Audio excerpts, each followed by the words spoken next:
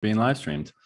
Dr. Julie Ponesse, nice to connect with you, and thank you for coming on for a discussion today. I'm looking forward to this. Absolutely. It's one of the most important things we do in a democracy, especially when we're in crisis. So thank you for having me. And especially when there's such an absence of honest, open, genuine dialogue whereby two people are attempting to further advance their own perception of the truth rather than simply imposing their own worldview or ideas upon each other. So thank God for the ability for us to do this and what seems to be a proliferation of these quote unquote fringe conversations. But, if you look at the numbers and you look at the influence, the tide certainly seems to be turning in favor of such discourse rather than the absolute abomination of mainstream media today. So important.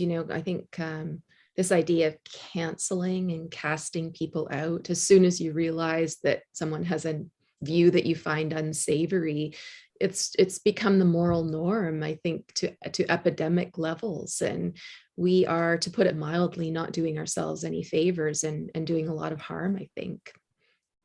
I mean, the word absolutely. canceling, I don't know if it used to just mean like you would cancel a bank transaction, right? But now it's come into this moral political sphere, and it's sort of heralded as a civic virtue and expectation, Yeah. And there's something on that point, there's something deeply dark and sinister about that because, it seems rather inconsequential. You're saying, well, I don't like that person's opinion, or it's dangerous, or it's countervailing to my own, and I want it to be gone. But you're canceling the person simultaneously. And, I've talked about this before with some people on the show that have made that point. And it's a matter of degree, not kind, canceling someone's ideas and removing them from the discourse and canceling their life itself. There's a very similar thing going on there, and your willingness to engage in the former, I think, points to an openness to the latter. And that's where we get into some very dangerous territory.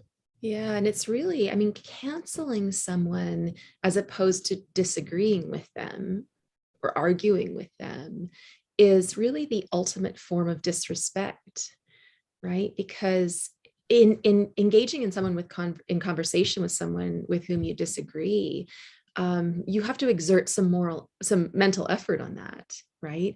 And in engaging with them, you're acknowledging that there's some value in that discourse, that value in the conversation, and in so them.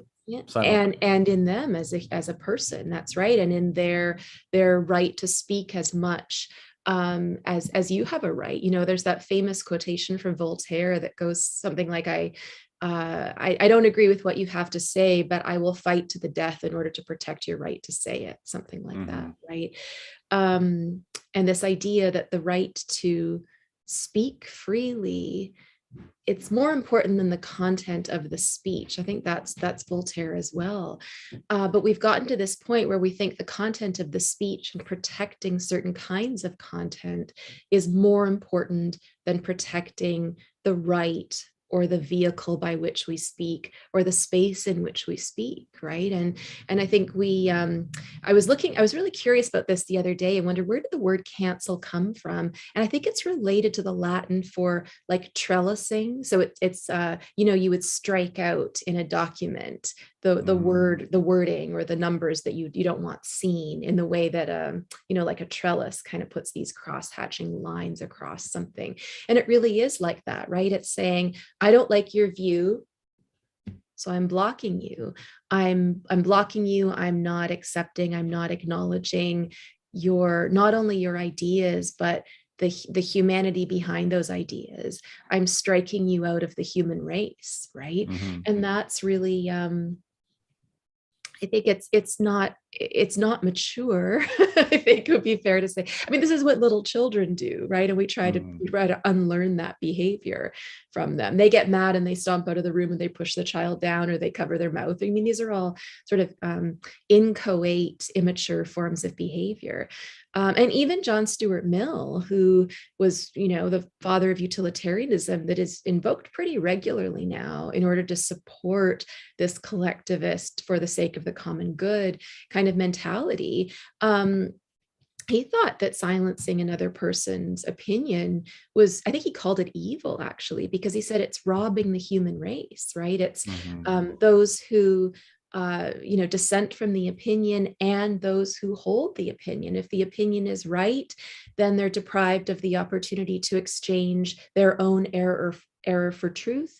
And if it's wrong, then they lose almost what is as great a thing, which is a clearer perception and a greater commitment to their idea in the first place. So it's not really historically accurate or allegiant to this hero of utilitarianism to say that we must silence unacceptable opinions for some kind of preservation of safety or goodness or whatever it is our ultimate goal is, Yeah, I think that's very well said. And I'm not sure who to attribute this quote to, but I reflect on it often. And it's that evil is the knowledge that presumes itself complete. And that's kind of the other side of the coin that you were just describing, whereas like the ultimate good is the continual search for truth. And as a result, the openness to the variety of ideas you must have in order to pursue that genuinely or sincerely.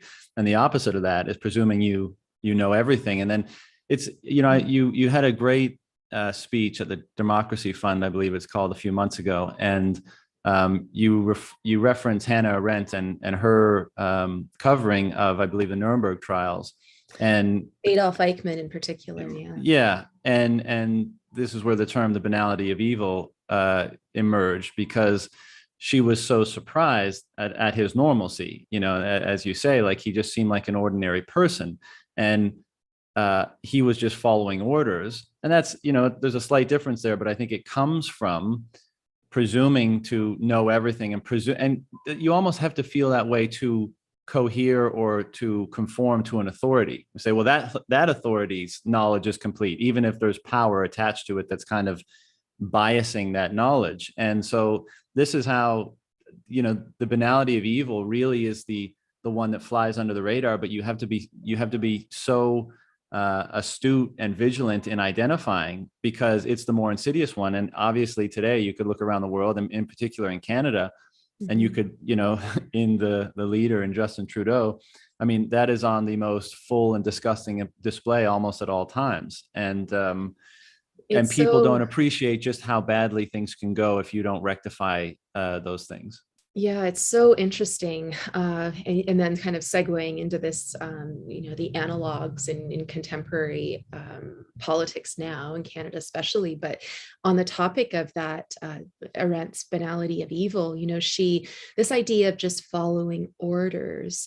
I think the point you make is a really interesting one, which is that, why would you just follow orders? Why would you feel that you are sort of epistemically and then morally justified in doing so? Well, I think you're right that one reason is that you feel that the person you are deferring to has a complete system of knowledge, that their knowledge is perfect, that they can't possibly err. And there's a kind of, I think, like displaced arrogance in that, right? You're sort of being arrogant in thinking that another human being or group of human beings could possess that kind of perfect knowledge that is, unrevisable and can't be falsified and you can't possibly be proven wrong.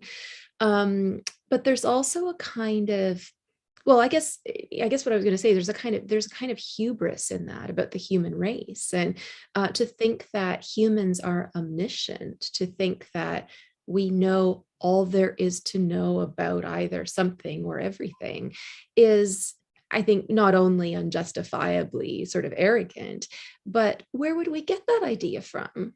I mean, are we pointing to some race in the past? Are we pointing to some government? Are we pointing to some society that seems to have been impervious and perfect? And it's a very odd position to hold. I mean, I think I've said this before, but I think one reason why we do it now is because modern life has become so overwhelming, and we're so taxed by the burdens that technology has given us. I mean, it's given us some really incredible things, but we're also inundated with information all day long. And we are, I think, burdened by our luxuries in some sense. Most of us can buy just about anything that we're just sort of overwhelmed and overtaxed, I think, by data and by stuff. And so when there's an opportunity to outsource your thinking to someone else and say, well, you figure that out, I won't do it, I'll just follow the order that you give me, there is a kind of relief in that, right? There's a kind of like, not only do I now get to displace responsibility, if it turns out badly, I can say, well, it wasn't really my choice. Adolf Eichmann, I didn't really make the decision. It was, I can defer to some superior in the Nazi party. And now we can do the same thing. We can say, well, if our decisions, if our economic decisions or our decisions about COVID policy now don't turn out well, I was just listening to the experts. I was just following the orders. So not only do I get to displace responsibility, which feels great, is such a relief, morally speaking, but I don't have to do the work myself of figuring out what the answers should be, how I should act, because that takes a lot of work, right? It takes a lot of thinking and research and debating with oneself and engaging in deliberation. And once you've done all of that, you kind of have to be willing to redo it every single day because information is changing. I mean, it's exhausting, the thought of it, right? Yeah. So it's like a division of labor. We feel like, well, I'll just get someone else to make the decisions for me. It's easier. And then I don't have to deal with the consequences, right? Yeah, absolutely. And it requires a humility, and humility requires courage, because what you're doing is you're saying, I'm going to be the one to confront the unknown. I'm not going to outsource that. And to continuously do that, as you say, first of all, requires a humility to suggest that I don't know everything. Therefore, there's a necessity to confront the unknown, and then the courage to actually do it, because you're not equipped with the same degree of certainty and comfort that you usually are when you're confronting the genuinely unknown. And so what I see so often in these people that abdicate that responsibility or that approach, there's so much arrogance and hubris, as you said. And the insidious nature of this, and the reason why, I want to get your take on how your philosophical education and experience has informed, a broader analysis of the culture today, is that's what culture is ostensibly one of its prime benefits, is outsourcing cognition to a certain degree, because it is the division of labor, be it physical or cognitive. And there's a great benefit of that, because it frees us up. It frees that cognitive potential up for other things. But what happens if that cultural mechanism deteriorates and no longer becomes reliable in performing that outsourcing function? And by outsourcing it, you're actually you're getting the wrong signal, you're getting the wrong feedback, you're not getting reliable behavior on which to predicate your behavior, or by which to determine your behavior. And then, there's almost nothing more insidious than that, because it's such a subliminal feedback mechanism, and people have referred to this today as, it's become popular in the last few months, this idea of a mass formation psychosis. And, some people will agree with that. Some people will think it's maybe too strong a language or whatever, but I think it's undeniable that we are very much results of our culture, so you and I, having lived and grown up in Canada versus someone who lived in the African savannah, for example, we're going to have very different operating systems and preferences and languages and all of these things. So we can't separate ourselves from it. And so then the question becomes, well, what are the predicates of the culture such that it's most reliable for us to use in the ways that we want to use it? And I would suggest that today, and perhaps we can get into this later, that we are dealing with a culture that has degraded in very significant and important ways. And that is part of the reason why we've wound up in a place where what's happening today is even possible. Like, why was it so easy for a relatively mild risk for a relatively small portion of the population to induce a global hysteria that has caused a reaction equivalent to, and in some cases greater than, World War II in terms of spending and government overreach and dictatorial powers and all of this stuff? How was that? How was the soil even fertile enough for that to happen? So there's a lot of really big questions wound up in the current insanity. Yeah, there's a lot there. So I'm trying to see if I can remember. So remind me to talk about the nocebo effect, because I think that's really interesting and part of the answer possibly to your question. To go back to some of the really interesting things you were commenting on initially, one of the problems I think with outsourcing our thinking in this division of labor way, and I'm going to borrow from Karl Marx for a minute. I'm not a Marxist by any means, but I know, just hold just hold on, because, well, I'll tell you something, on the topic of canceling and the harms of canceling, I really do try not to throw out the baby with the bathwater, right? So just because there are things in his moral political philosophy that I find pretty concerning, the one concept I think is quite interesting, which is this idea that when we don't see the product of our labor from start to finish, we become alienated from it, right? And he was talking primarily about how goods being produced in a factory setting, and you work only on, maybe your job in making a coat is just to sew the button on, but you don't put the fabric together, you don't see the rest, that kind of thing.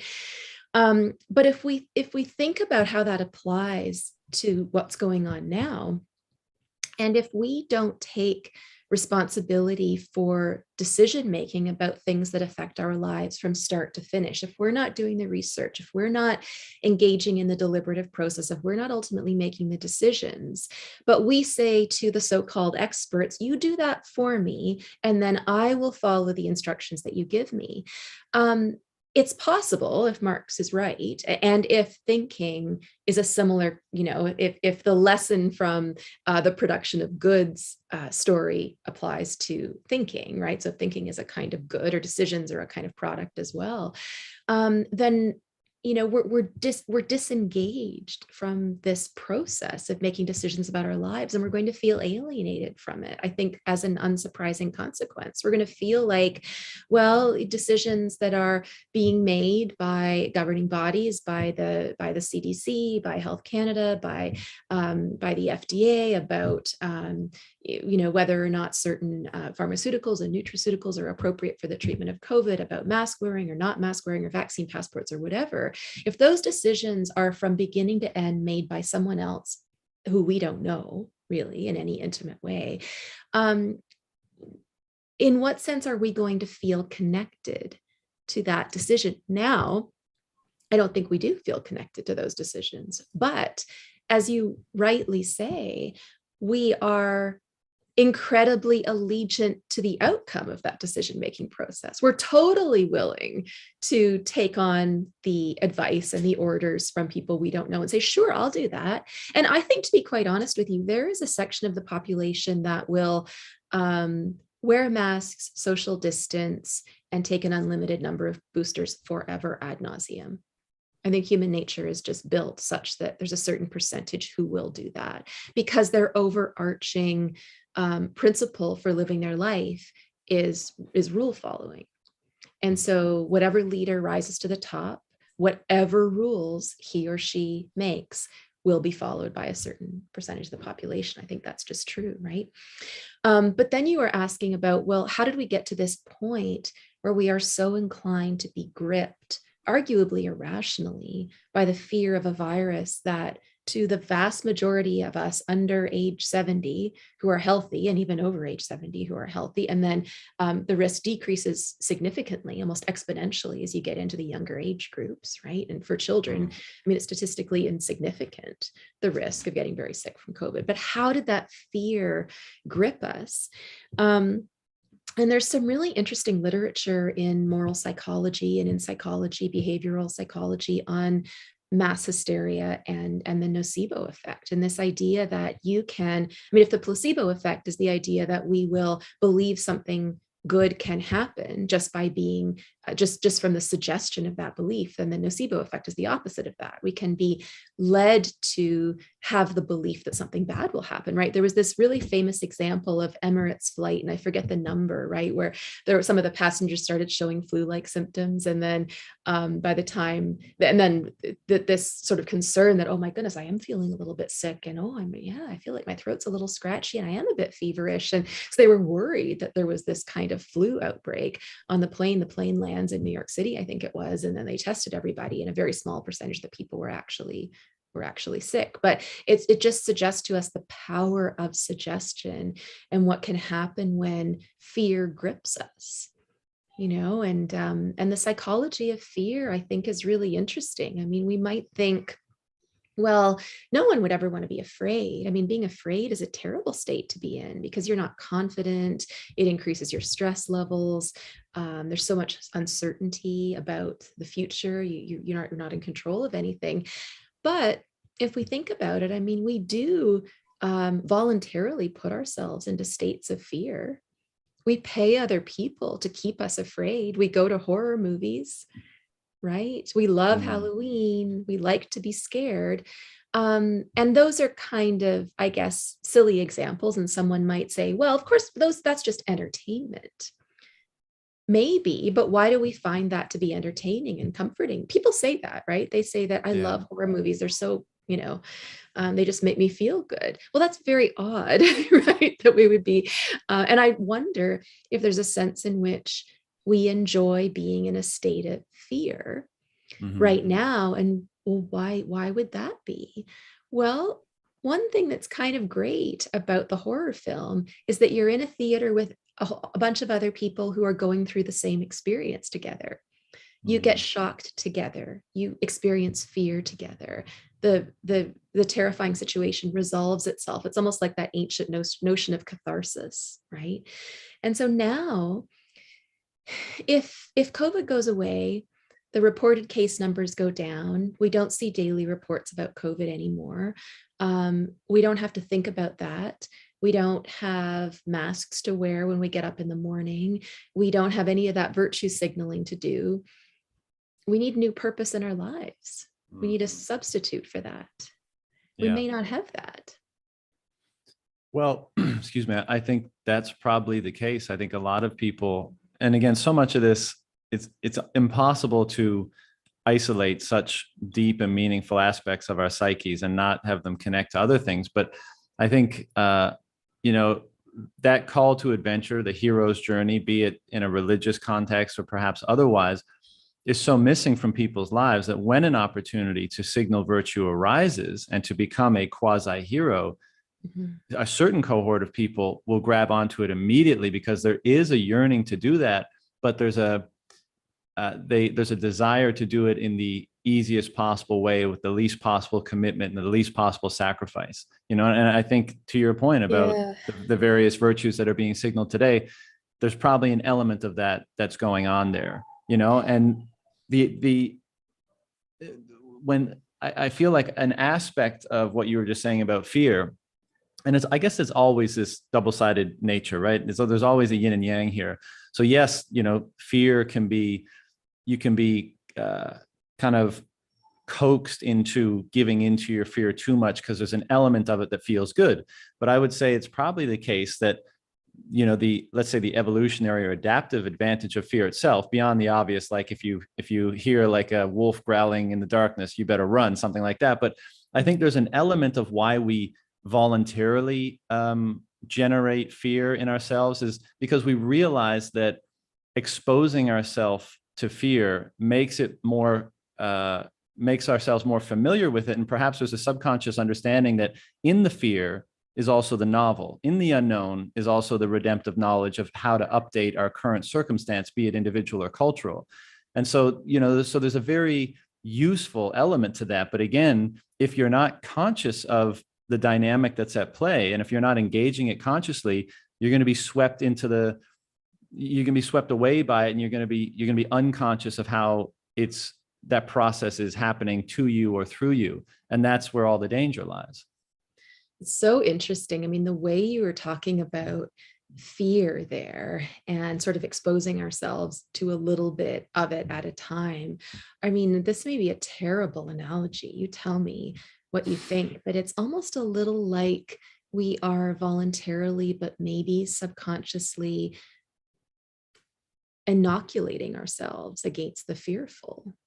Because if we just expose ourselves to it's like you get up in the morning and say, well, I'll let myself feel a little bit of fear today, but not about any, I don't want to take it too far because that'll be overwhelming and soul crushing and I can't cope. But I do need to expose myself to a little bit of it so that I can What? I don't know. So that when we're Contextualize it properly, really, engage it properly. Yeah.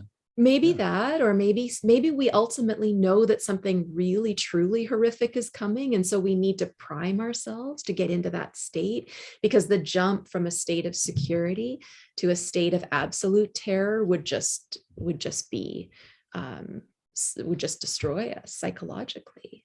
Yeah. I I mean, don't it know. seems rational to me. I mean, death is coming for us all, right? For most people, that's the ultimate existential fear. So to the extent that you can expose yourself to more diluted aspects of fear, I think it can be very beneficial in your life, so that uh, you're not so controlled by fear, right? This is a very common psychological practice of, kind of exposing people to their fears slowly and incrementally until they've overcome them, or determine how to integrate them properly and not be overwhelmed by them. So I definitely think there's an aspect of that. But again, like so many things, if you're not conscious of it, it can lead you astray. And I think that's what's happening to so many people today. And to go back to one of the things you said before, and also I'm recognizing now that when we started, we didn't really talk about how you came into the fray and all this. And maybe for some viewers, that's some important context. But it wouldn't matter that much. We're talking about this usefulness of outsourcing cognition to culture, right? So that we can free ourselves up to focus on other things, and we can delegate things to other institutions or people. And there's a benefit to that. And we were saying how perhaps for a variety of reasons, maybe we can touch on them, culture has deteriorated. And that's meant that outsourcing is no longer as useful and potentially dangerous.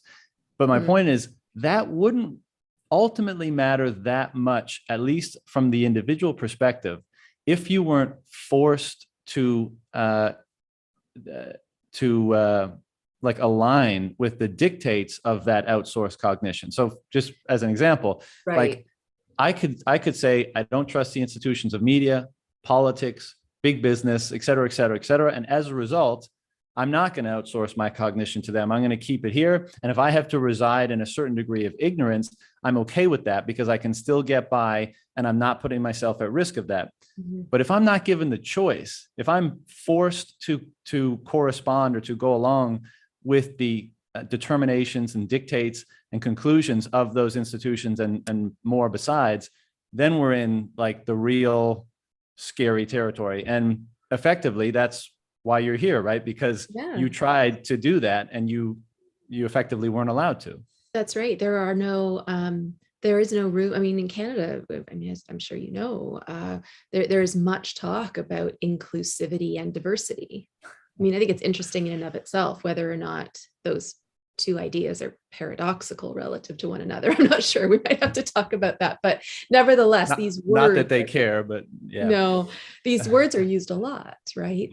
And both of those things suggest a kind of heterogeneity, right? So diversity implies that there's a possibility for contradiction, because you have more than one view, right? More than a single view.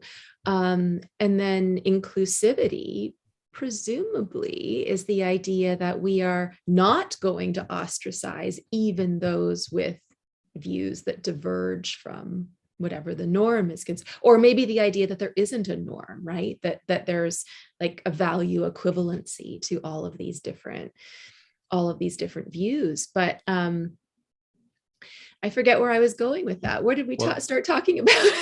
Well, I mean, first of all, then I started thinking about inclusivity. I mean, that seems totally reasonable interpretation of those two words, and I agree with the contradiction. What you were saying was we were getting to your own experience of being able to abstain from what the dominant narrative or paradigm is. Well, what I did is engage in an act of conscience, right? It was a kind of conscientious objection, and that term has usually been applied to those who are pacifists and in context of war, right? So usually we call conscientious objectors those who refuse to go to war and fight on behalf of their country or for whatever reason. But it's also become commonplace in the professions and in medicine especially, and physicians who don't want to participate in abortion or euthanasia or various other practices that personally they find to be objectionable to their conscience. And so what I did, and really anyone who has chosen not to abide by the vaccine mandate, but not just that, I mean, any of the restrictive COVID policies, is to engage in an act of conscience. So I'm saying that, you know what? I'm looking at this directive, this order, this rule.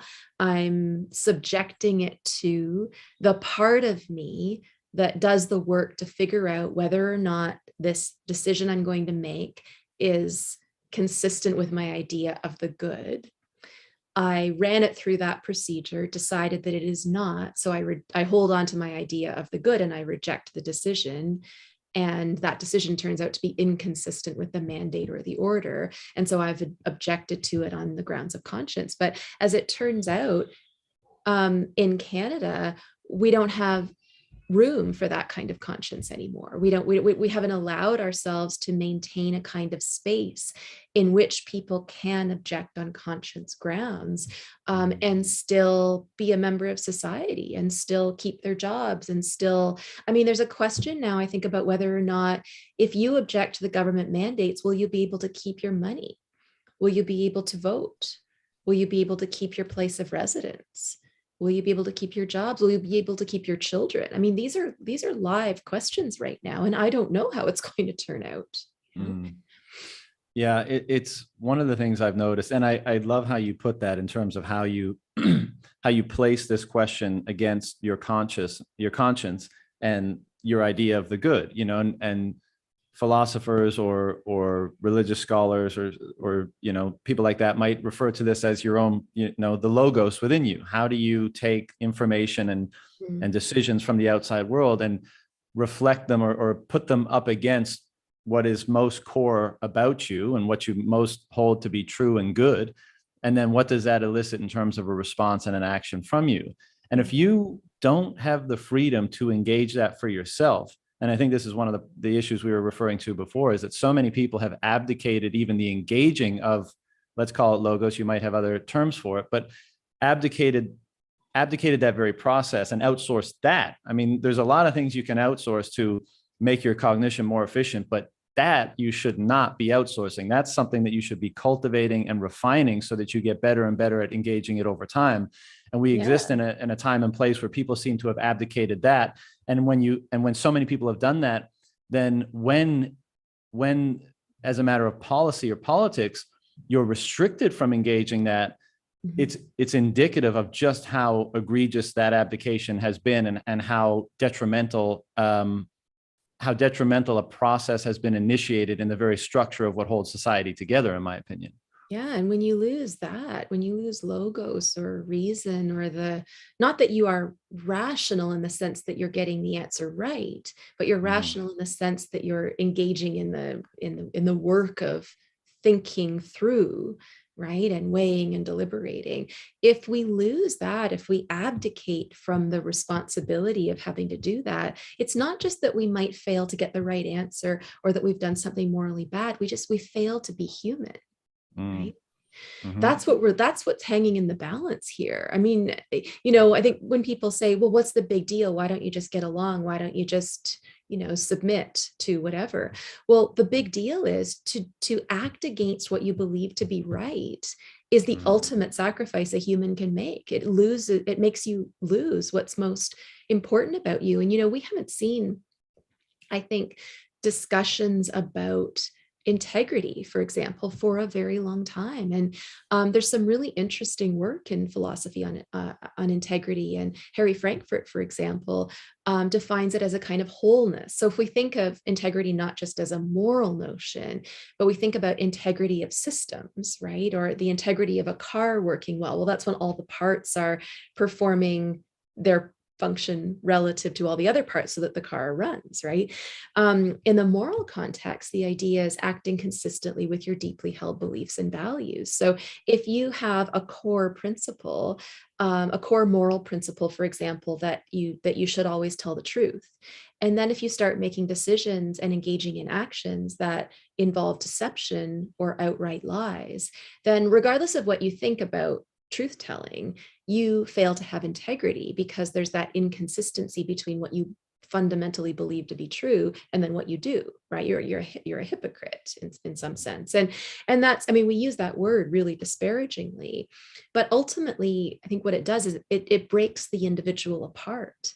If we do things that are different from what our fundamental beliefs are, we've lost who, we don't have any idea who we are anymore. Yeah. Right. So if someone asks you, well, Julie Ponesse, who are you? And if I tell them, if I give them a list of what my fundamental beliefs are, but then they say, well, I just watched, some speeches you gave and the things you said, and then some of the actions you do, and that doesn't seem to match up at all with what your fundamental principles are, then like what I've lost there is wholeness in myself. I'm not really a person anymore because I'm broken apart, right? And I think we have like a crisis of integrity right now because we have a whole bunch of broken people who, in the effort to do what they believe is the morally right thing, by just following rules, by just getting along, they're not just possibly making the wrong choice from an objective point of view, but they're losing, like their whole moral agency is falling apart. They're losing their personhood. Right. Yeah, I think that's extremely well put. And I also think it's why a lot of people have perhaps somewhat dramatically characterized these times as, biblical or being of a spiritual nature more so than even a political or policy one. Because as you say, I think so many people are not recognizing the necessity and importance of that very approach that you just articulated. And as a result, you have, this is, of course, this is a bit inflammatory, but you have something more akin to zombies than sovereign integrated individuals walking around. Because as you say, if you give up, or you're not familiar with, or you relinquish, or by whatever means do not cohere as much as you possibly can with the fundamental principles that animate your very perception and behavior, then what are you? Because you're not your credentials. They can be taken away. They may not be recognized by different groups of people. You're not your name. You're just something that's written on a piece of paper when you're born. You're not your sports team. You're not your political affiliate. All those things are context dependent. What are you that's not context dependent, that will orient you in the world, no matter where you are and what you're doing? That's who you are. And if you haven't determined what that is, if you're not constantly trying to refine and discover what that is, and then go through the somewhat arduous process of actually staying integrated with that and expressing it into the world, you're dust in the wind almost. I know it's a bit harsh, but you're not really there. And maybe this is bad news for many, I don't know, but no one can give you that. No one else, people can tell you what to do, they can tell you what to say, and maybe even ultimately over time what to believe, but nobody can give you who you are. But nobody can take it either, right? That's Viktor Frankl. The first and last human freedoms is deciding, how to respond to any given situation, who you are in any given situation. It's so funny. I mean, in talking with you now, and I've sort of had this thought a lot over the last weeks and months, which is that, why do we want to do this to ourselves? I mean, it seems like the clinical psychologist is going to say we have like we have a global population of self-destructive people, right? Regardless of, what you think about the vaccination issue. I mean, some of these, like the lockdown policies and the masking and the perversion of what's going on in journalism.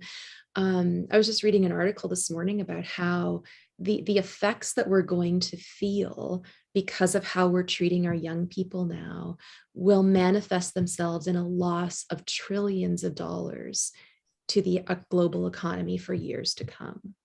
Now, if that's right, I mean, in some sense, you wonder, well, how can that be quantified? But if that's right, or if anything like it is even remotely right, like what we're doing is it's very destructive. And that's not to mention the psychological costs. I mean, we have a children's mental health crisis that's been declared in the States and in the UK and in Canada. I mean, it's astronomical, the economic and social costs of what we're doing. So if we're doing that and we have some degree of awareness that we're doing that, it's like we're living, it's a bit like we're living a Greek tragedy where you just kind of want to hide your eyes and say, I can't look because I know these actions are fated. I know what's going to happen. It's going to turn out badly for our tragic hero. It always does, right? Sophocles told us, but It's like we're living through a tragedy. And the thing about a tragedy in the technical definition is that there's always a character flaw that leads the hero or the protagonist to make choices that ultimately bring about their downfall. So the tragedy happens because of the hero's own choices. Right. I think we use the term tragedy very loosely now. I think most famously when Lady Diana died, the word tragedy was thrown around a lot. You could argue that that was a tragedy in the technical sense if some of her choices ultimately led to her downfall.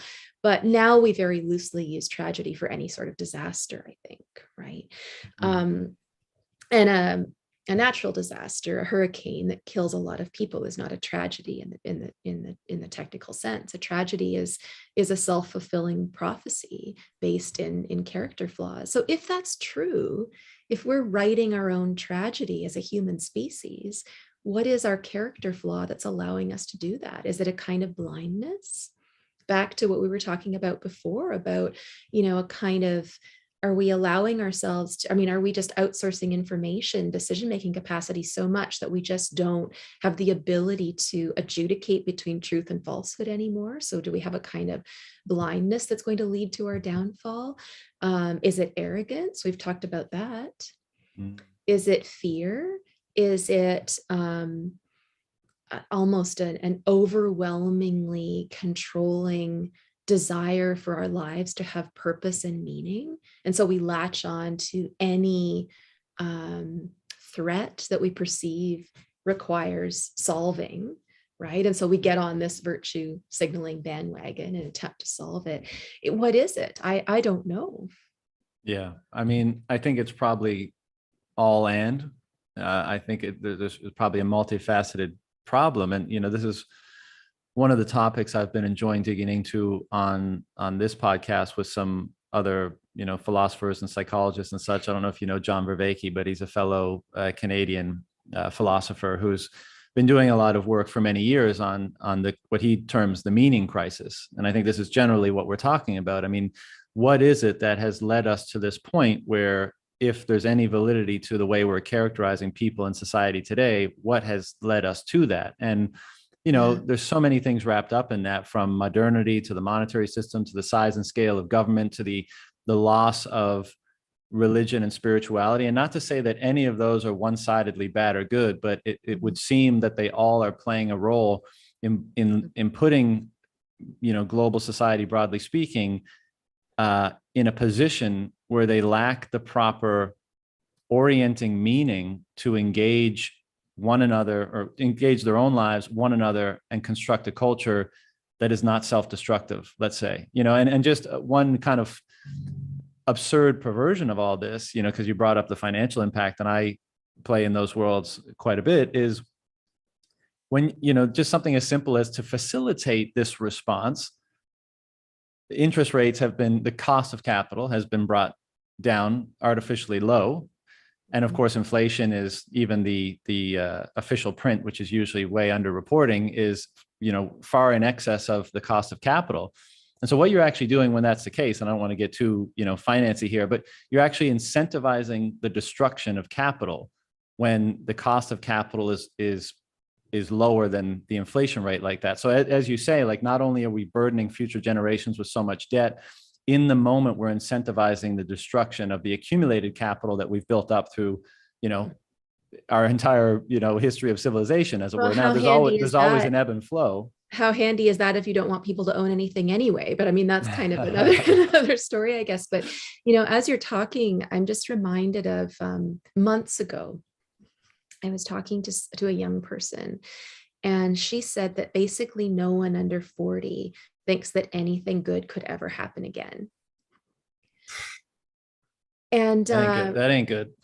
No, it's not good, but it's also kind of not surprising. I think, as a university instructor, I went from, in the 90s, late 90s, I guess, when I started teaching in some classrooms in a student teacher capacity, and when I was an undergrad, I felt like students were still pretty fiery and interested and competitive and loved the lively exchange of ideas. And over the last, I mean, even decade, really, maybe even more than that, apathy has been the dominant air in the room. It's they're apathetic, terribly worried, unhappy looking people, lonely. They come into a classroom, they sit and look on their phone, they don't talk to each other. It's no trouble getting hold of the class at the beginning because there's nothing to get hold of, they're not talking to each other. But I think it makes me think about what we've, lost over the last period of time that makes us moral beings. We've lost reason. You and I have talked about that, or the ability to reason, that which is like it's a mental skill, it's an intellectual virtue that requires, you have to practice it. It's like a muscle, and if you don't practice, you lose it. We've lost our capacity to remember things because we don't have to anymore. I mean, we're far outside of the oral tradition and from the ancient period prior to the printing press, but even now more so, we don't even have to write things down in books anymore because we have the memo recorder on our phone that can remember. We can look anything up with the touch of a button. And there's a trade-off to that. So it's great that we have the convenience and instantaneous data, I guess, at our fingertips. There's something maybe good about that. But the loss is the capacity for memory and self-recollection and and probably a connection to our past in certain ways. I don't know if stories are told to the young anymore in the same way, or if they will be by people who are under 40 now, and we've lost a lot of humility and openness and empathy and tolerance. And if we've lost all of these things, and if all of these things are what make us moral beings, then we kind of have a race at this moment in time of people who are not really moral beings anymore. We're some kind of, zombies or automatons. And so it's not surprising, I think, that we're in this place of acting as demoralized people and feeling like we're demoralized. And then the question, looking to the future is, well, how do you deal with that? How do you treat demoralized people? And I'm not a psychologist or a psychiatrist, so we would need someone of that expertise to, I think, really fill in the blank. But my sense is that demoralized people need not future or further punishment or ostracization. They need care. We have to be, we need to be retaught how to engage with each other, how to be humble, how to reason, how to be open to new ideas. And we need to teach that all the way down to the youngest members of society. Yeah. I think you would have to admit that on some level, again, so much wrapped up in this, but you would have to, we human beings respond to the results and consequences of their behavior. And I think on some sense, and you were referring to this earlier, maybe perhaps because of the comforts of modernity coinciding with, the big government, massive state welfare era, we've been somewhat cut off from the consequences of our action. And so we feel, one, an unearned comfort and security. And then also we lack the proper corrective feedback when we take action to orient ourselves properly. And there's two issues with that. One, I think, we were talking about this idea of being integrated, and that's actually, I would say that you could carry that over to the socio-political arena as well. Like, why do we have the laws, the foundational laws that we have? Well, because over the course of many years of human civilization and the hard-fought lessons that we've learned by winding that clock forward and all the mistakes that were made, and there's obviously massive religious influence in the determination of these, but we've come to appreciate that certain virtues or principles as bedrock, inviolable ideas of politics and culture are the best way to mitigate the obvious and infinite and never-ending pitfalls of trying to work together to move forward. And of course, we really should be in this day and age determining what move forward is, how do we define progress in our area? Because that doesn't seem to be a conversation that's ever had. And I'd love to get your take on that. But the point on this one is just that so those principles become instantiated, and you could have the political paradigm or the political system devolve and then come up against those principles and say, no further. You don't get to trample here, turn back around and figure it out. And that would be good. And that's the purpose of them, because those are the things that if you remove them, if they're the stilts that if you remove from under the house goes away. And it seems like today, and Canada is the poster child for this right now, where if you remove, we seem to be guided so much more by narrative than by principle. And by that, I mean, like, if you just tell somebody, whether you're the prime minister telling the population, whether you're at a dinner party and you're listening to friends speak, you could say like, oh, what do you think about these, people in Ottawa, for example? It's like, yeah, I'm kind of sympathetic, but it's got to be done now. So let's just get, you gotta get rid of them. Or like, there's no reference to the foundational principles. The reference is to a transient, amorphic, yeah, exactly, and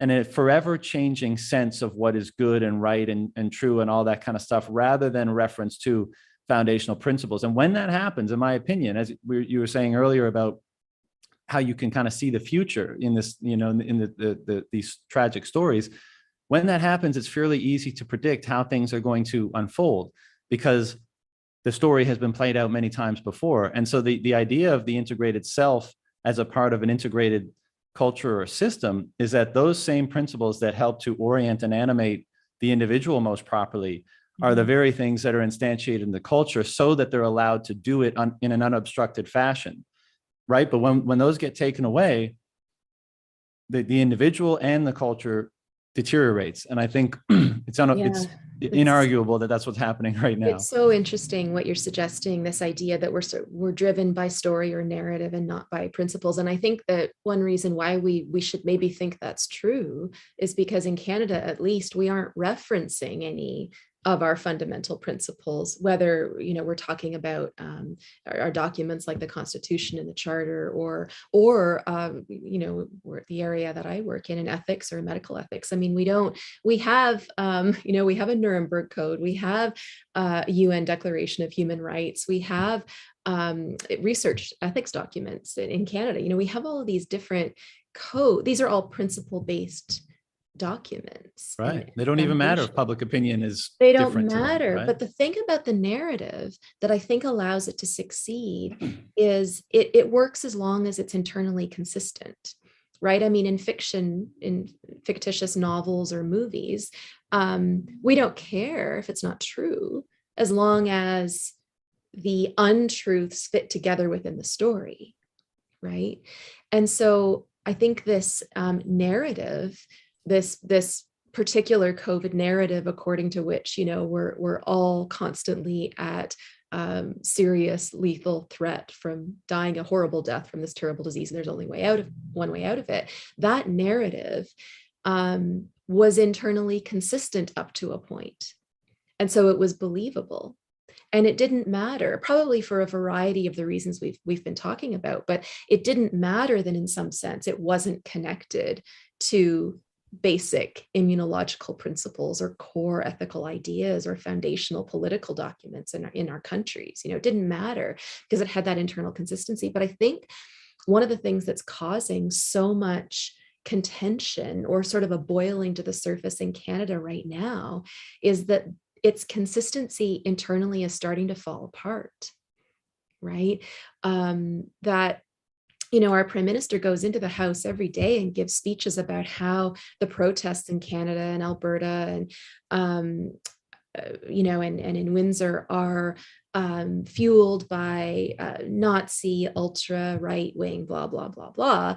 And then we have very clear, powerful arguments on the other side that say, well, there are no Nazis. And then most recently, and I forget the name of the MP who did this, but yesterday or the day before, he said there was an investigation into the sources of funding for the truckers, and there are no allegations that they're receiving inappropriate sorts of funds. So, but it doesn't matter, because none of that data or information is consistent with the narrative that's been told, and there's still a certain cohort of people who are holding on to that internally consistent narrative, but not everyone. And I think as it's becoming, our prime minister goes out and supports the Black Lives Matter protest, physically goes there in the era of COVID, right? But now won't even walk down the hill to meet protesters who have been demonstrating peacefully for weeks on end. So I think things like that are starting to show that the story itself is not even holding together anymore. And if my concern is that what gets us out of this will not be a comparison to truth, but a disintegration of the story. And those are different things, right? Can you expand on that one a bit? Well, I think if we don't understand how we got ourselves into this situation in the first place, if we just think, oh, there's some inconsistency in how the mandates were implemented, so let's lift them and let's get out of it and go back to our lives as they were, we're pretty primed to do exactly this thing again in a few years. There'll be another threat, whether it's a viral one or a tech threat or an economic threat or another bank crisis, whatever, and if we aren't more committed to critical thinking and comparing what we're seeing, looking for inconsistencies, comparing it to an objective sense of truth, which I know is a kind of blasphemy these days. We all seem collectively, we want to be relativists or something, but if we aren't good at comparing that to the truth, we will just succumb in the ways that we have, I think, over the last 2 years. Yeah, I think you're totally right, which is why the majority of this conversation thus far has been like, okay, we know it's all fucked up here, but why, what's happening underneath? And I agree. I think it's interesting though, you look at Trudeau, and we were saying earlier, like the knowledge that presumes itself complete, the person who perhaps never has forthrightly and directly answered a question in their life, and still in times like this refuses to do so, right? So like just the embodiment of that, phrase. And then you have outside, but a few hundred meters away, the very principles that we've been talking about to try to combat that. What are the posters they're holding up saying? Freedom, unity, freedom, truth, love. peace, unity, love. I mean, if you want to get a description of God, just condense all them together and maybe you're somewhere close, right? And so again, you have these foundational principles are what's playing out. They're just playing out through the individuals, as they always do. And again, why there's somewhat of a biblical sort of drama playing out here, because you have certain people that have done what we've been discussing in recognizing the importance and validity and the degree to which it's important that these principles aren't violated, recognizing that now that they have been, everything can be lost. And that's why these are the very principles that they're trying to put in front of everybody's faces, that all those videos that are coming out, that all those signs, all that kind of stuff. And they're doing it beautifully. I mean, I got to give also so much props to these protesters, because we all know, I'm sure you as lovely and calm as you seem, and me and everyone else have experienced a high degree of frustration throughout the last 2 years. And that frustration is dangerous, right? There's an aggression attached to that. And much as we try to integrate it properly, it's like it's there because we're human. And most of the time, these protests, that frustration bubbles up to the surface and it gets expressed, and it degenerates the whole situation, and it discredits those very principles that are the principles that might be able to rectify things.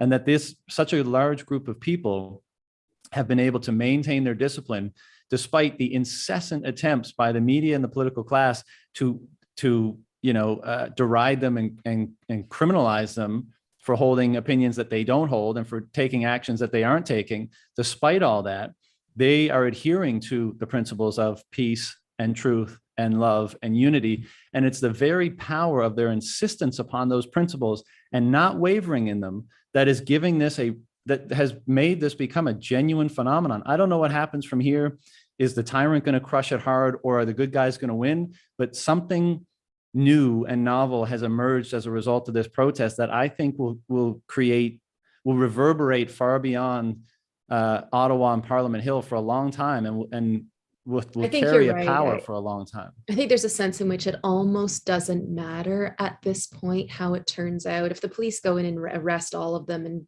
and you know, and the Emergencies Act possibly would allow the government to conscript tow truck companies to remove the trucks, right? They've been reluctant to do that so far. But if this goes that way, in some sense, they will have won already, because they showed Canadians who've been feeling like maybe hope wasn't possible anymore. Maybe we didn't have this kind of patriotism or commitment to freedom anymore. They're showing the world, you know, that we are not going to collapse and turn and run at the first sign of pushback. They've been very clear from the beginning what their purpose is. They said this is, you know, a number of them are vaccinated, a number of them are not. It's not about that. They've been very clear that you lift the mandates and we will leave.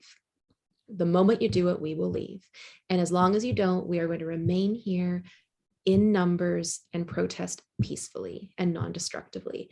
And everything I've seen has been true. You know, as you were speaking, and here's going to be a moment of humility, which is always a hard sort of pill to swallow, I think. But, you know, academics and intellectuals and elites in society, whoever we consider those to be, like to think that we have a monopoly on virtue, you know, that we're better at it than anybody else. But we've failed miserably. And have really led the charge in our destruction, you know, and even sort of intellectuals who have been challenging the mandates and the corrosion of our society over the last couple of years. You know, we've been trying to fight these things with words and reason and articles and discussions. And we failed in some respect, I think, because we aren't dealing with a rational leader. We're dealing with a bully. And you can't reason. And this is not just about our individual prime minister. I mean, there's a systemic authoritarian problem here, right? But you can't reason with that kind of bullying. Also, I don't think we could have seen the same level of moral commitment or resoluteness from the elites or the intellectuals or the professionals.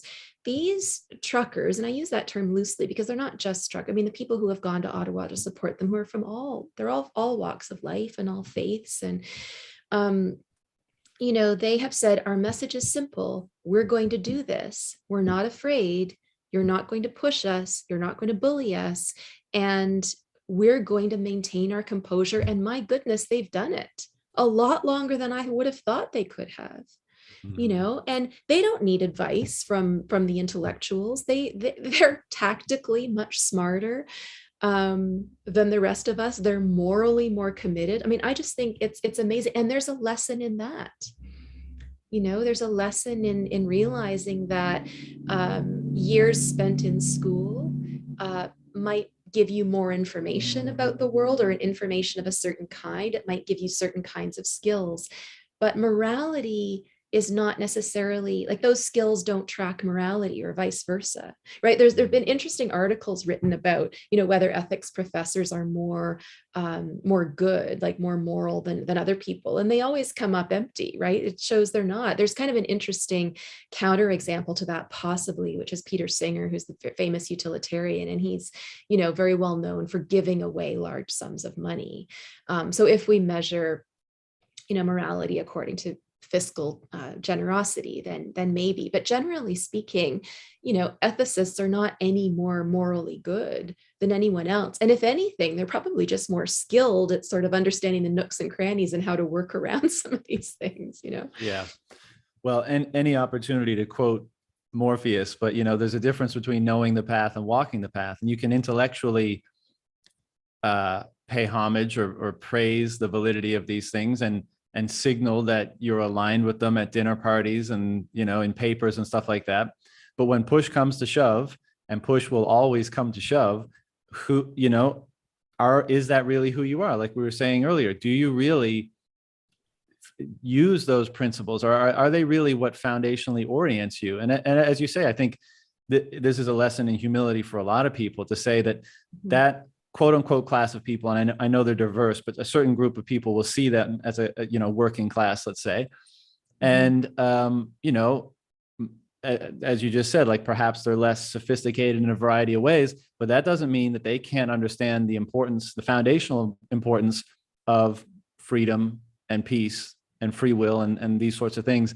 And who to thunk it? I mean, in hindsight, it seems obvious, right? Like, well, in a population that's not armed, that can't provide that kind of resistance to a tyrannical government, well, the next best thing is gigantic vehicles that can, cause a lot of infrastructure and flow problems. And then, of course, the loud horns that are attached to those vehicles that can just ring out incessantly, the displeasure and disagreement with what's going on. I mean, it's brilliant. And as we've seen, this is kind of caught on all around the world, that people are seeing this strategy and saying, oh, this can work, And I want to come back to something we were saying about, because when I first, I guess a lot of us are probably cynical. So when this first popped off and like, oh, the truckers are going to go and protest, like so many protests, the first impulse is they'll go for a while, they'll raise their signs, and then they'll leave and nothing's going to change.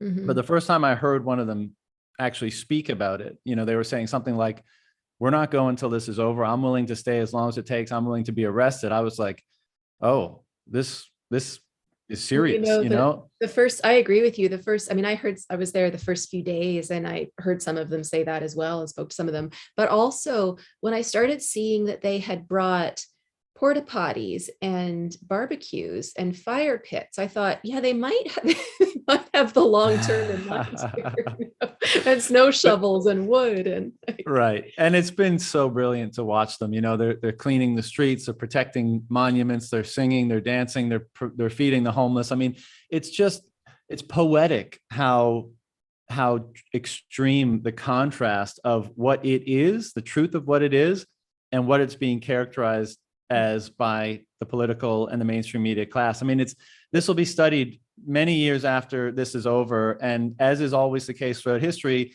the Psych 101, the Philosophy 101, the Social Sciences 101 class that's reading it are going to be like, how the hell did people accept that this was the case of things? Just as we do when we're looking at 1930s Germany or whenever the hell else, it's going to be the exact same process. And, it would be great if we could learn a thing or two from history, but it seems like a very difficult thing to do that. But the one thing I wanted to mention about that willingness, that adherence to those fundamental principles and the willingness to see them through all the way. I mean, this too is a circumstance that has occurred many times throughout history. And it's always why the king doesn't want the dissenters or the protesters. He wants to get rid of them as soon as possible, because the power of the martyr, the person who is willing to commit and adhere to certain principles all the way through. Now, in certain cases, maybe you give up your life, or maybe it's quote unquote just your livelihood and your freedom, which is a pretty big thing to give up, right? And these truckers, many of them seem willing to do that. But the power that communicates, that dedication and that commitment to fundamental principles, as we were saying, like this is going to carry on and reverberate far beyond Ottawa, no matter what happens here. And it's because of that. It's because like when that type of that's a tremendous power, and when it gets put on display to that degree, it can take down empires. And again, so that's why I bring up the fact that kings and tyrants throughout the ages have never wanted the displays of martyrdom to be public, because they have so much power to affect how people think and how they act. Exactly. Right. Yeah, exactly. And I think that the problem is it's when you stand steady and you don't back down, they might remove you, they might arrest you, they might, heaven forbid, kill you. But if you haven't voluntarily backed down, then you break the chain of control. Right. And I think that's what we're seeing. We're just saying to these bullies that you can take our livelihood, you can take our lives, but you can't control our minds and our decisions anymore. This is enough. Yeah. And when other people see that it's possible, what's that? You give me goosebumps just by saying that. It Yeah. makes me think of all those, movies that we've all watched. You can take my life, but you'll never take my freedom. And there's another good one. Just to have you seen the movie V for Vendetta? Oh, yes, ages ago. It's such a prescient movie for our times, because there's so many spooky things happening that Analogs are or so something. related. Yeah. Analogs, exactly. But one of them is when the protagonist V captures the young girl who has helped him out to some degree, and anyways he makes it seem as though the state has captured her and has put her through torture and prison and all this stuff. And anyway, she reads this little note by a prior prisoner who has long since died. And he finally comes in and says, "This is your last chance to like capitulate, to give up the goods, tell us where V is," all this kind of stuff. And she just, she's transformed herself throughout that process to someone who accepts her fate because she knows she's adhering to the right principles. And so she says, "Kill me, because I'm not willing to cooperate with you." And then he says, he's ostensibly a prison guard. He says, "Well, there's no fear in you anymore, and you're totally free." And I feel like when I see the truckers who are so committed to this cause, and now over the last day or two, we're seeing them get arrested on the streets, and they're still resolute in what they're doing. They're accepting it. And as they're being taken away, they're preaching peace and unity and freedom. And it's such a powerful thing. And it so disarms the intimidation as a tactic that the state so often uses to try to break the will of people who are counter to what it wants, the objectives that it may have. And in some sense, thank goodness we were pushed to that point, because, if we had, if these mandates had lifted a couple of months ago, and we maybe had a transition in our federal government or in some of our provincial governments that have been more problematic, and all of this just kind of went away quietly, we would have lost the opportunity, I think, to see what Canadians are really made of, and to see what's really on the line. And this is invaluable. I mean, I don't think we're going to know what costs some of the truckers and supporters of them will have to endure in the coming days in order to be able to make that point. And I certainly hope that society will rally around them in gratitude for what they're doing, and support them in ways they need to be supported, and that everybody who has lost their livelihoods because of this, and who has been ostracized and in any other way hurt, as you can be in life, I hope all of those people regain what they've lost and then some, but they may not, and I think it's showing us that all these problems of the 21st century we've been talking about, the burdens of luxury and being disengaged from our decisions and being overburdened by technology and thinking that experts are going to solve all of our problems, all of these things are true.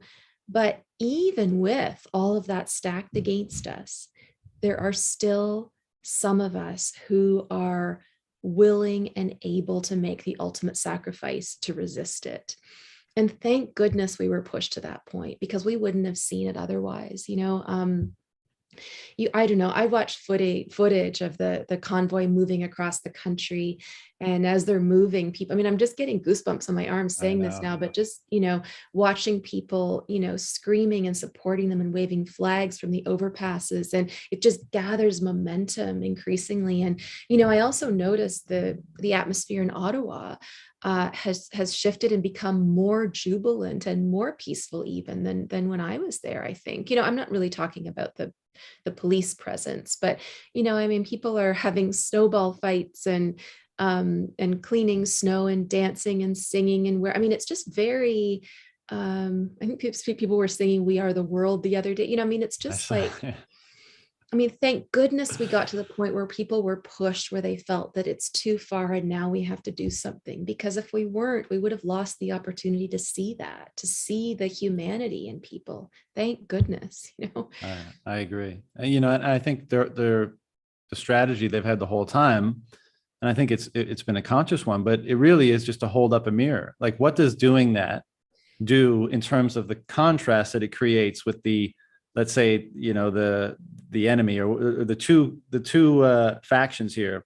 What does the truckers acting in that way do in terms of revealing what the government is doing? And I think there's still a lot of people that are quote unquote asleep to what's going on and don't appreciate many of the things that we've said in this discussion thus far. But many do, and many are seeing just how absurd and disingenuous the leader is, and seeing how easily and frivolously foundational documents and principles can be done away with in the service of what? Power, control, narrative, what have you. And so I think that's really good. But you made a point a little while back. It's like, well, what then? And let's say maybe mandates get lifted and the politicians don't credit the truckers, but they just say, well, things were going in that direction anyway. It was time. My concern is what they're going to do is say we're lifting the mandates because our public health measures were so successful.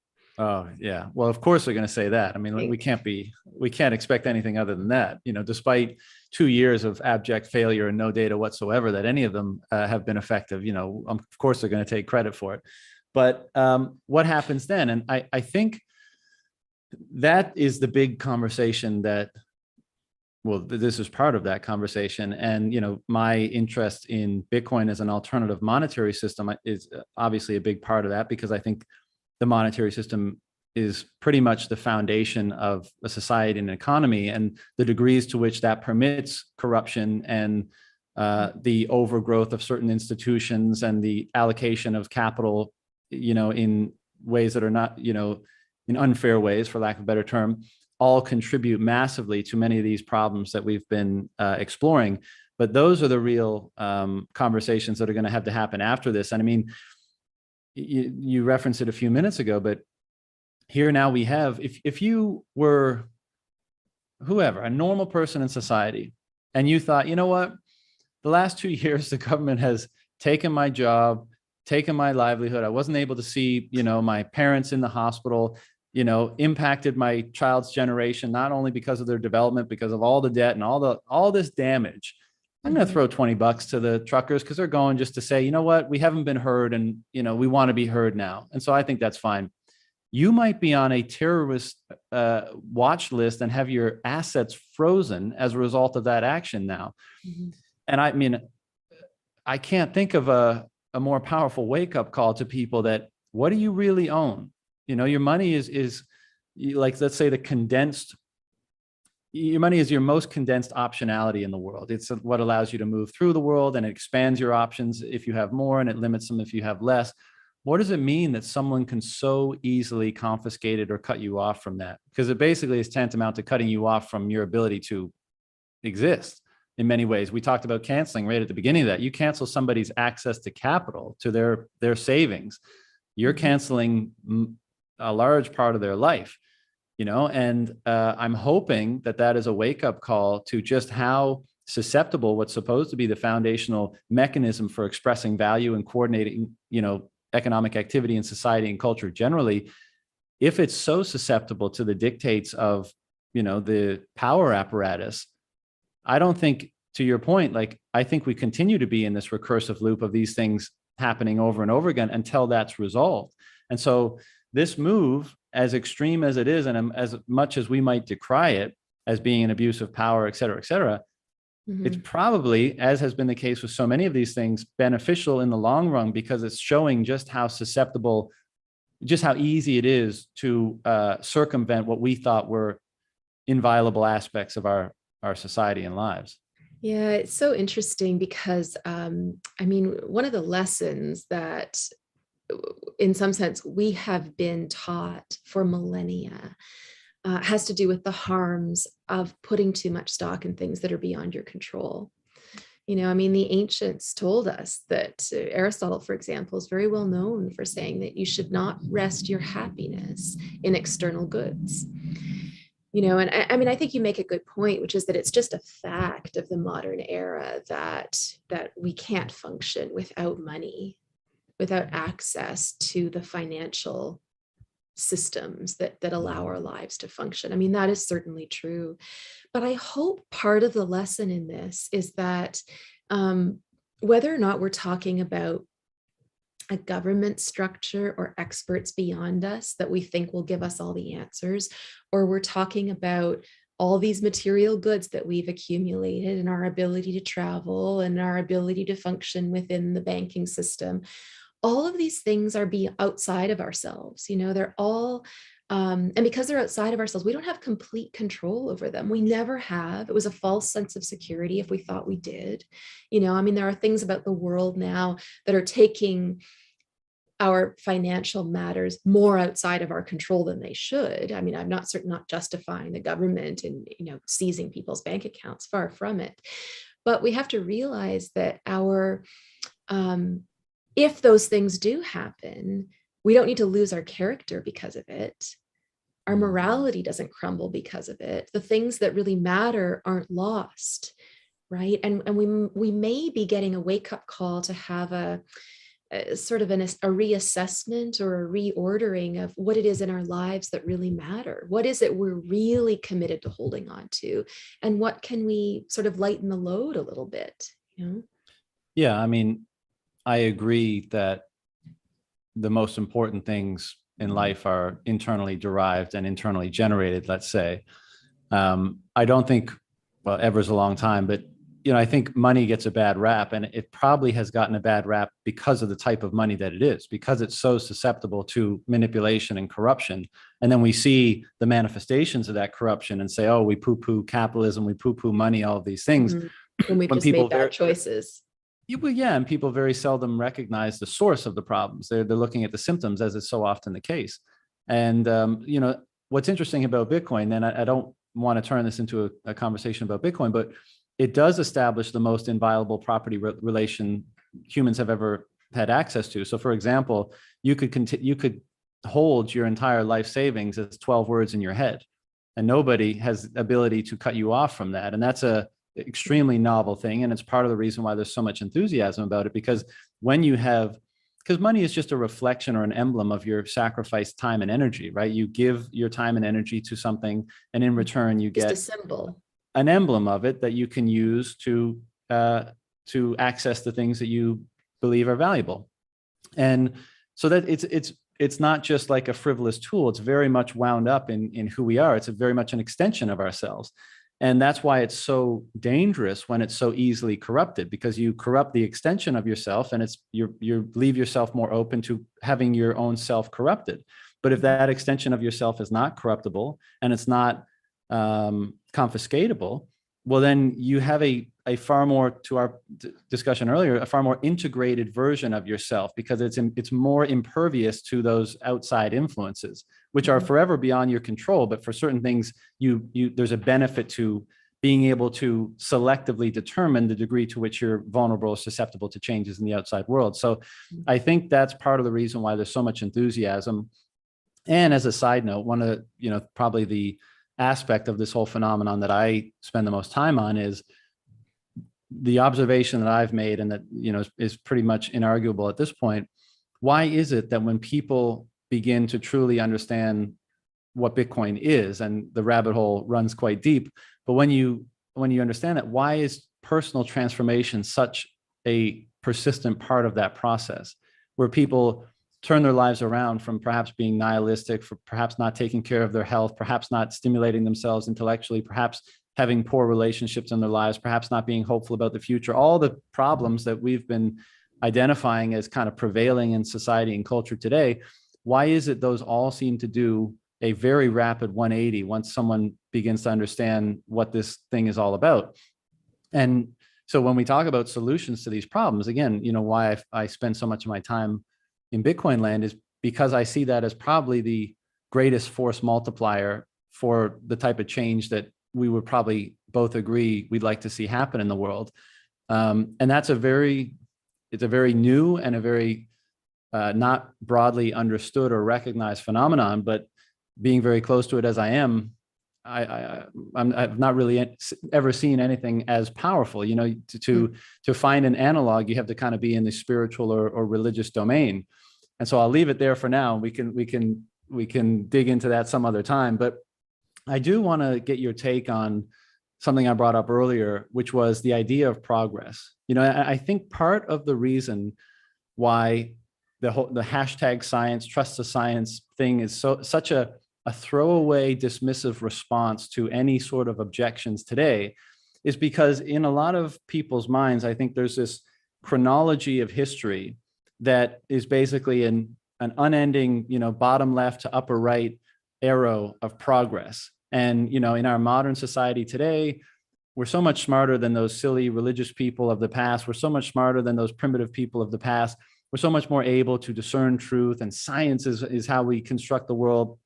And as a result, we're so dismissive of potentially the insights, wisdom, and lessons that an analysis of the people that came before us might convey to us. Mm-hmm. And so, as you said before, there's this extreme arrogance and hubris that characterizes the modern era.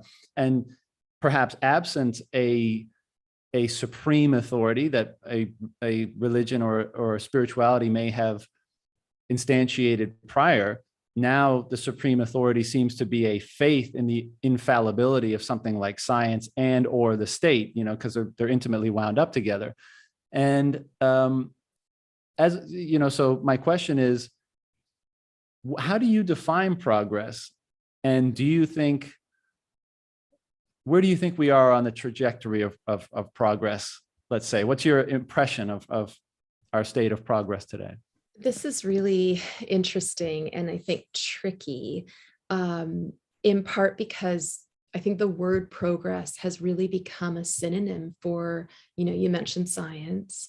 We say scientific progress as though science modifies the concept of progress, which would suggest that there are different kinds of ways in which a person can progress or society can progress. But I think we've really come to assimilate those two ideas such that what it is to, we kind of have this collective belief that's fueled by the media and by our governments that what it is to be scientific is to be progressive. And then that has political and moral connotations to it, right? So progress is not just this stepped idea of movement towards something, whether that's a goal or just an endpoint, but it's there's this virtuous dimension to it, right? To be progressive is to set yourself apart from those who are not, from those who are stagnant and regressive or something, right? And the interesting thing about progress is it requires change, right? You can't progress in a static state.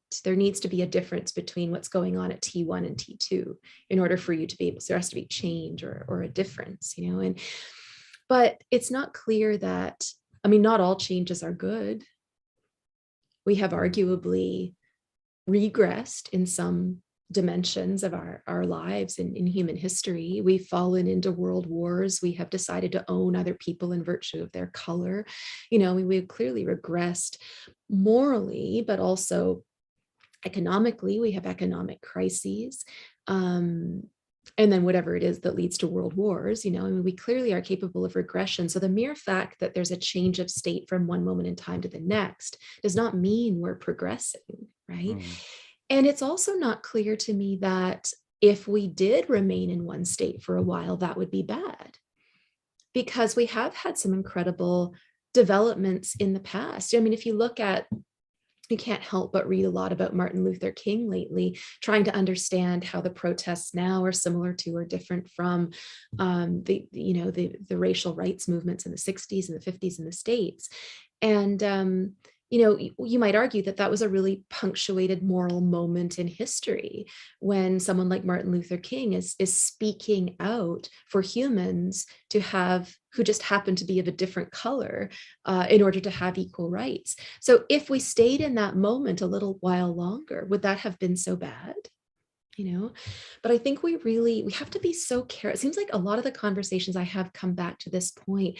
We have to be careful what we synonymize, right, with one another. We have to be careful about using science to stand in as a placeholder for something like perfection, right? Or that progress is essentially good or perfect or the best that humans are capable of. It's possible to, and there's a difference between science and scientists, science and scientific movements. You can have better and worse science, can't you?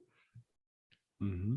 You can have more and less progress. Can't rates of change move at different paces? such that we can talk about having different rates of progress throughout history. So, I mean, as you can probably tell, I haven't thought about this particular issue enough to kind of vet it in all of its different nooks and crannies, but I think it's really complex.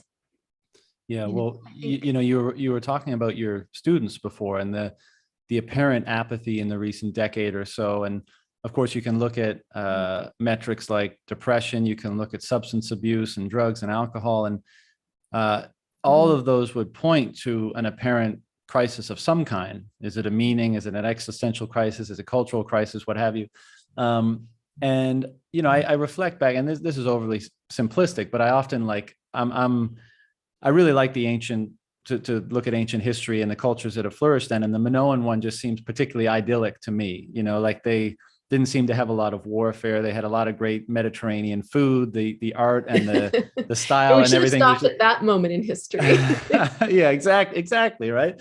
I mean, and for what, 1,000 years plus, they just lived on a beautiful Mediterranean island and looked good, dressed well. It looked like a great time. And, but maybe they had 20 years less lifespan. Now, I don't, those get thrown off because of the birth rate, so, and child deaths at childbirth and so on. So I don't actually have the figures on that. But again, part of the progress narrative is generally like, well, we live longer now, and well, we have more access to clean water, and we have Netflix and iPhones. And so isn't everything way clearly better off? Clearly. Right. And so I think back to my contemporary in that time and see like a young, healthy male with an appreciation for, the spiritual domains of existence and logic and reason and the natural world and the social component of life. And I think seems like that would have been really great and far more grounded and integrated, to go back to what we were saying again, into the truth of the world and the truth of the interactions between one another. Again, I don't want to ascribe too much to them because, the same sorts of pathological ways of thinking and social hysterias and stuff probably occurred in that time as well, maybe with less frequency or less intensity, who knows? But then I look to today and let's say we live a little bit longer. Let's say our life is more comfortable. Is that even a good thing? Is it a good thing that we can get by in life without being, for lack, this won't apply to everyone, but without being physically strong or physically capable or something like that? I mean, is that strictly a good thing because we've dialed down the demands on us as people? I mean, a lot of people would suggest that's obviously a bad thing, and that to dial up the responsibility and dial up the ways in which you have to adapt to the world is actually what leads to a more meaningful life. And so, this is why I keep coming back to, and I by no means have this is not solidly determined in my mind, but the reason why I ask you is because I'm still trying to determine how I should be looking at progress and what are the things that I should be identifying as markers of progress. And I think a fairly obvious one is these virtues that we've been referencing throughout this conversation, the degree to which those are recognized and orient one's individual life and are integral and foundational to the social life. The degree to which that's the case, or those are integrated, I think is probably part of the answer there. And if they're not, regardless of the modernity or technological advancement, there's probably very little genuine progress taking place. But to the extent that they are, perhaps there is. So that's probably part of the answer.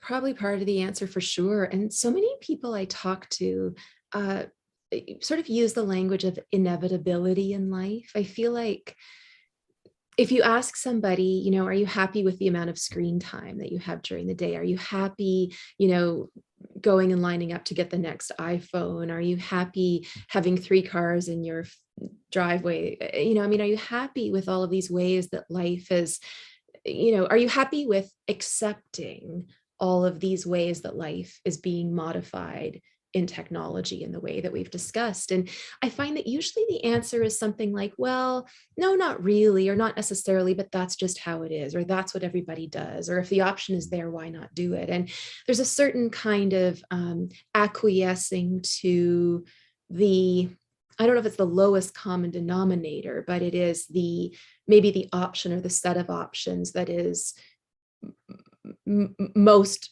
presented to you or most obviously in your face or something like that, right? And if you are just acquiescing to those things, as opposed to making a conscious decision to invite them into your life because you believe that will give your life more purpose, acquiescing is just a kind of, again, letting someone or something else determine what's going to happen in your life or determine the meaning that your life should have. And I think when we lose that connection, if we are not the authors of our own lives, if we're not writing our own stories, even if somebody else could have written that story better, even if we falter sometimes and write a really bad chapter, but then we get a better one at the end. There's an authenticity has been used so much that it almost feels vacuous now, but it's been used a lot, I think, because it's meaningful, right? We want to have meaning and connection to the things we do and the ways that we live. And I think a lot of us are losing that. And we're losing even the ability to transcend and step outside of these lives that we just kind of go through the motions for every day, and people who say things like a very simple act of just turning off their phone for the day or the weekend, they never say, oh, that was a bad idea. You might say it was hard, but they never say, no, I'm better with it, or I like my character better when So usually it seems that giving these things a more proper place in our lives and being more intentional about how we make use of the products of progress and technology, if those are one and the same thing,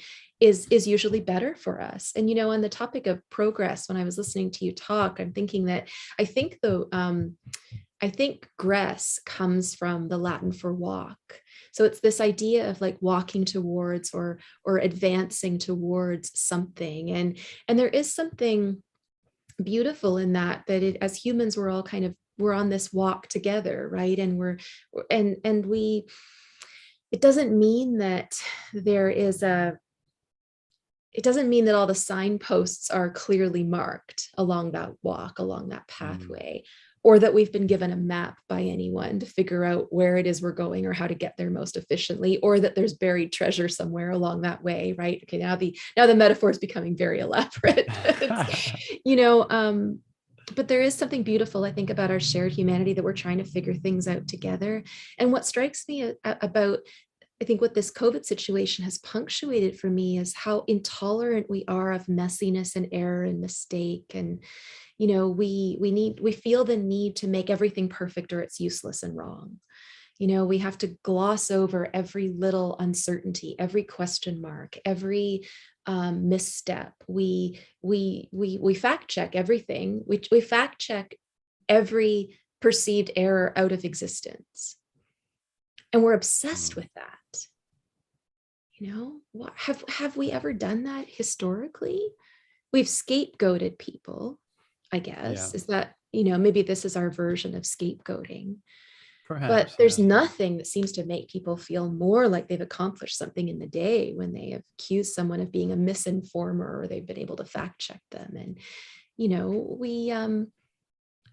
let someone make a mistake. We've seen this with the whole Joe Rogan Spotify thing. And with that, I just want to say, well, let's assume for the sake of argument that Joe Rogan says the most absurd, unfounded things that you could imagine a person saying.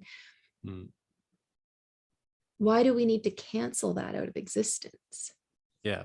Well, it's straight. Does, but no, of course, it's straight out of, again, like personal development 101, let's say, like, don't hide things in the fog, right? If there's elements of you, or if there's elements of the external world that you find distasteful, displeasing, fearful of, whatever, bring them to the light. Don't banish them to the darkness, because you don't know what they're up to there. They fester and they become more insidious, and they act in ways that you're not aware of.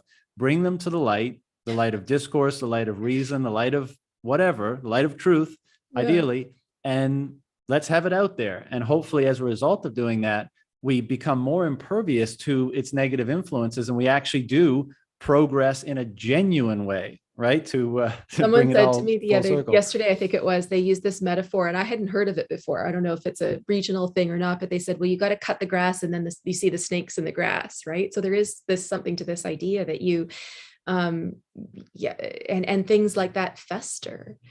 And, but I think that requires vulnerability, and vulnerability, there isn't room for And vulnerability. courage, right? You need to be courageous to Mm-hmm. be vulnerable and to open to say, I don't know. And there's such a, you know, if there's a lack of courage, then I think you could say there's an abundance of cowardice. And when I see the leaders of today, and when I see people that are in positions of authority imposing their way of thinking and their truths on other people, you know, I try not to attribute malice, because I think most people do so accidentally, or they're not aware of what they're doing, sort of thing.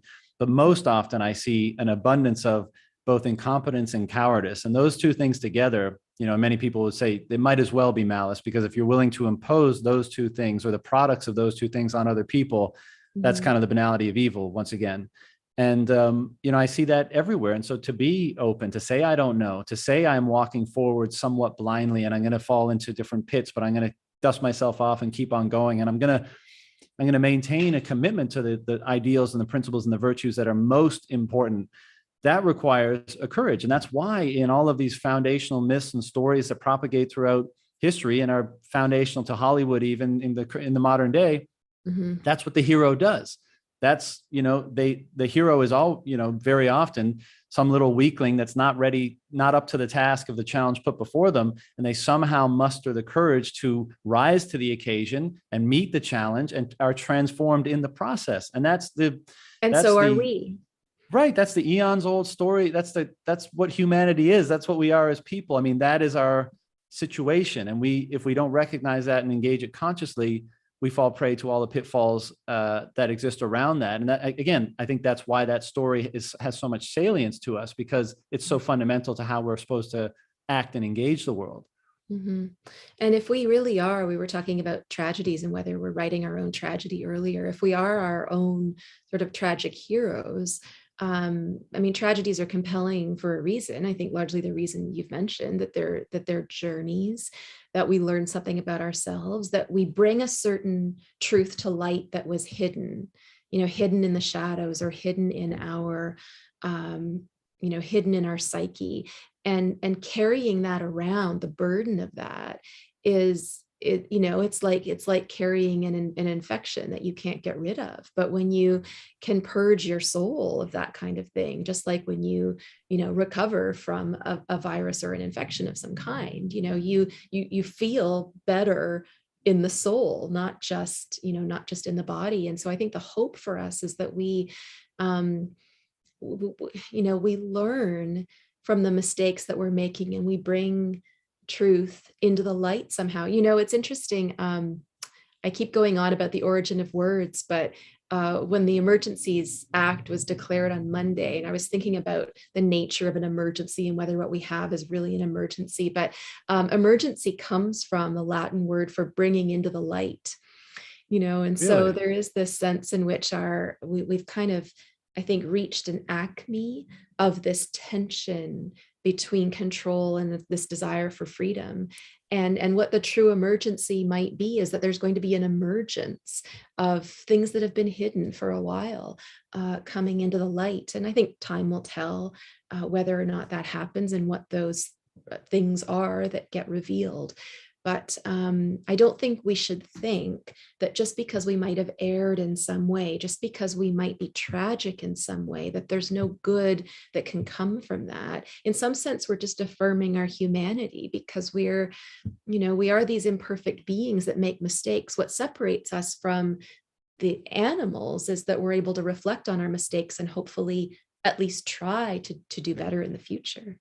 Yeah, I think that's a very productive and hopeful way of looking at this, because I don't think we're going back to anything. The mentality of the past or the way of the past. I mean, as far as I can tell, we are kind of in a historical moment now. Whether that plays out over 5, 10, or 15 years, like it seems like a lot of different things are converging at once, and we've only scratched the surface of what they are here today. But I think adopting the mentality that something has changed, and how should we interpret what's happened, and how best can we approach that change, and not hang on to a hope or nostalgia for whatever came before. Certainly borrow and derive insights from the past, but not try to latch onto it and bring it back, but keep, moving forward with, as we've been saying, but with a change perception, a change idea of what's most valuable and what's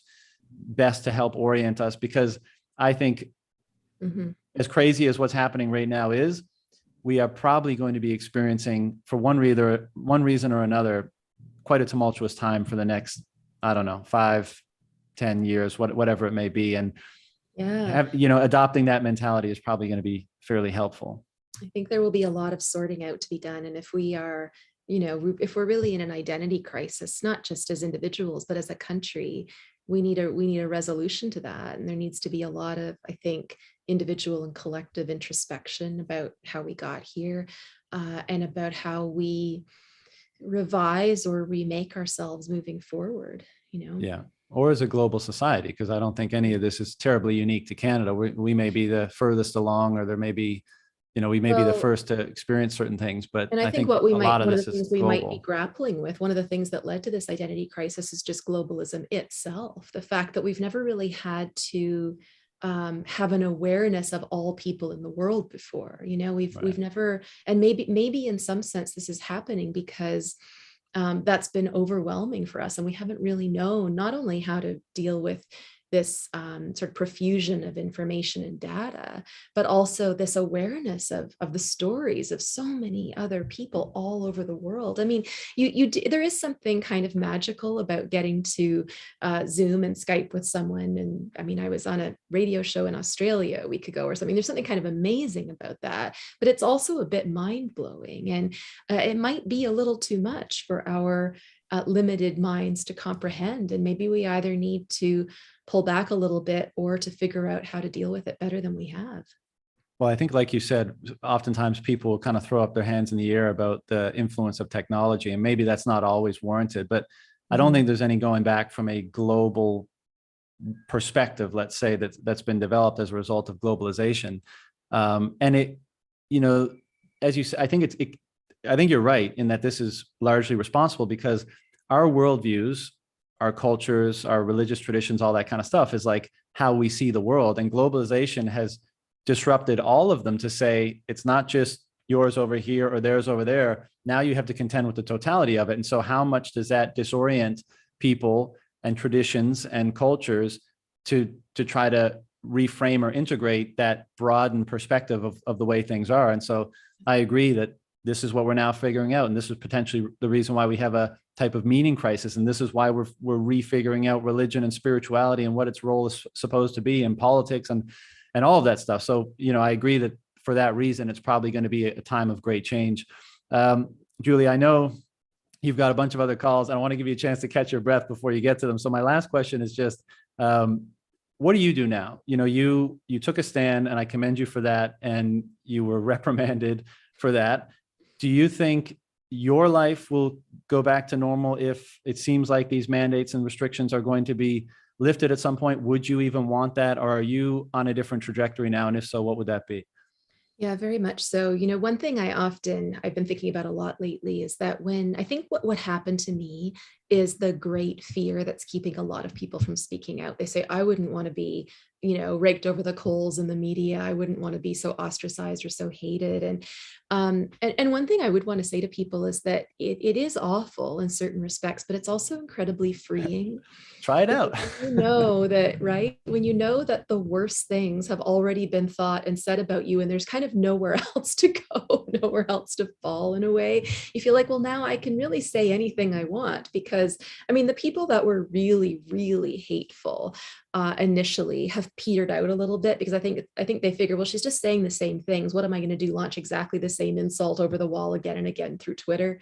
Yeah, I guess they could, but maybe they've moved on to other things. But no, I don't think I will ever go back to teaching at university. I said earlier that this mandate situation also made me realize about the degree to which universities are just plagued by censorship and this culture of silence. And I wouldn't want to be in that anymore. And teaching over the last few years has just been very empty, with students who are, I'm not sure why they're there. They're wasting their lives in many respects, and spending spending a fortune to do so when they're not terribly keen on learning. I mean, that's painting things with a pretty broad brush, but I think what's interesting for me and important for me right now is trying to bring some of what's good about academia into the public sphere, so that we don't feel like these conversations we've talked about, like history and morality and knowledge, epistemology, finances, we've talked about all of these things today. And I want people to know that those are not conversations that are the distinct rights of the intellectuals or elite in society. These are the conversations that we can and probably should be having with our children and over the dinner table and at coffee with friends. And we shouldn't feel badly about that, and instead we should feel badly if we're not having those conversations, because we're probably not doing our job. So yeah, life will be forever changed, no doubt. No one will ever Google my name again without having this come up, I'm sure, unless I do something more controversial. But life is different, but different isn't always bad. Right. Well, look, I commend you for having taken that stand and being public about it. I thank you for the time today. I'm happy that you found a different angle or a greater degree of freedom in life, and I look forward to seeing how that manifests as you move forward. So I'm sure we'll stay in touch, but until then, take care of yourself. Absolutely. Thanks so much. Take care.